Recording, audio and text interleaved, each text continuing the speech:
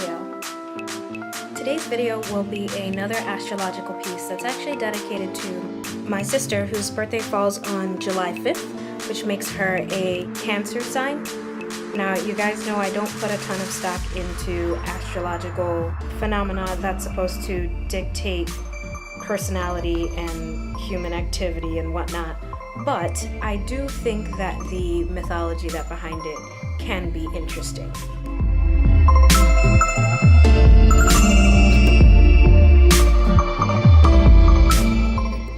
So without getting too crunchy, here's what I learned about Cancer signs. Cancer is the 4th astrological sign in the Zodiac. Those who are born from approximately June 22nd to July 22nd are born under the Cancer sign. In astrology, Cancer is the cardinal sign of water, and the ruling planet is the moon. So in ancient times, Cancer was known as the dark sign because of the obscured visibility of the constellation in the night sky. And finally, those born under the Cancer sign are said to be deeply intuitive and sentimental, and they can be some of the most challenging zodiac signs to get to know.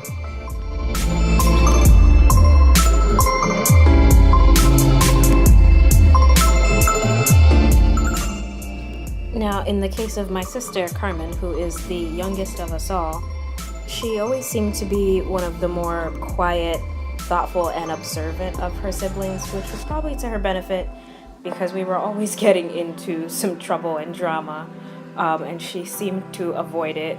But I have a vivid memory of her being so quiet one day, and I walked into the living room and she was putting back together the computer that she had just taken apart, and we were all like astonished that her mind even could work her way around it. It was like a big puzzle for her. So she's always had an amazing mind and a beautiful creative personality, and to this day she's probably one of the very few people that I can be totally off the wall, goofy, silly with, and she doesn't even bat an eyelid.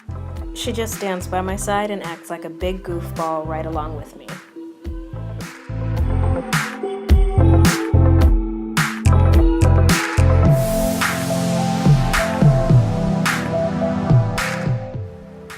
Now, in regards to this illustration, I wanted to showcase a few different aspects for my sister and the Cancer sign. The first, of course, being the crab. I've actually seen some representations of the Cancer symbol as a lobster, but I think more frequently it's represented as a crab. And in this case, because as a kid anyway, my sister was always fairly quiet and to herself. She was our little hermit crab. She was always kind of in her own little shell. So I made it a hermit crab instead of the crab that you normally see. And as she got older and decided on her career as a hairstylist, more and more of her vibrancy began to show, and she came out of her shell, and she's constantly doing all of these beautiful, vibrant colors in her hair that I wish I had the bravery to pull off.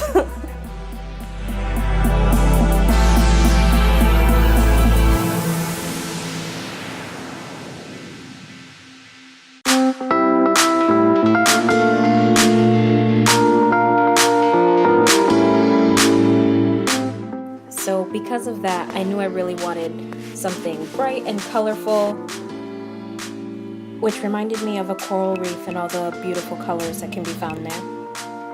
I placed the hermit crab on her ear like a set of big headphones, and they are sitting together and listening to kind of the music of the ocean, and it's like a symbiotic relationship where they're helping each other understand kind of the music that is being created from the coral reef.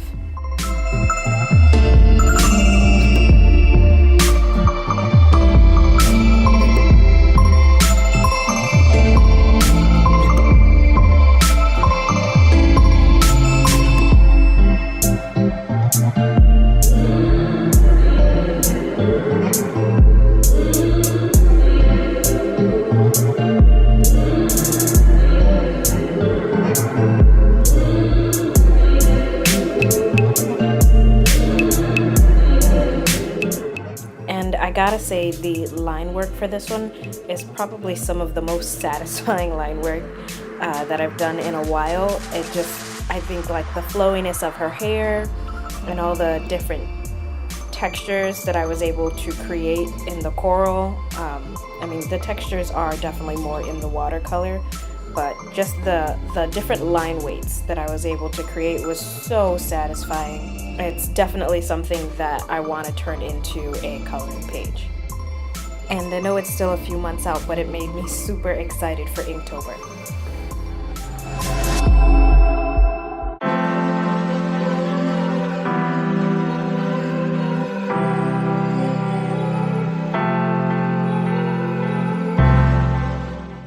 Another really fun part of this painting was rendering her hair.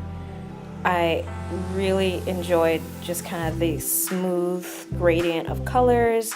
There was a point at which I was a little worried that I had like taken it too far, but all the different line weights really adds to the wavy, soft texture that I was able to create.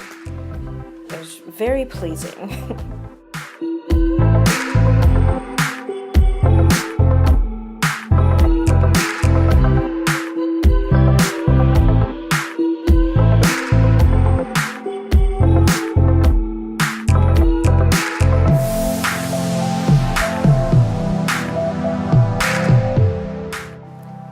Now, lastly for this piece, there is the rendering of the crab headphones, the bubbles, and the white highlights.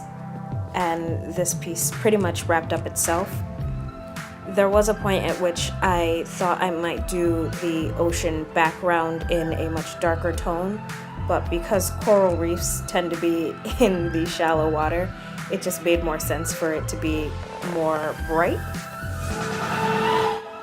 Because of this, I decided to render the Cancer constellation using bubbles instead of stars. So it's as if the coral reef is singing a very specific song to her and her crabby companion.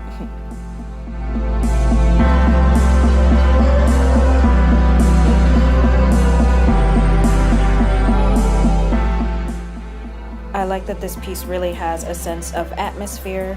She looks like she's down in the coral reef, really experiencing kind of the sounds of the sea. I titled this piece Koral Soundscapes, Koral with a K because my sister is Carmen with a K.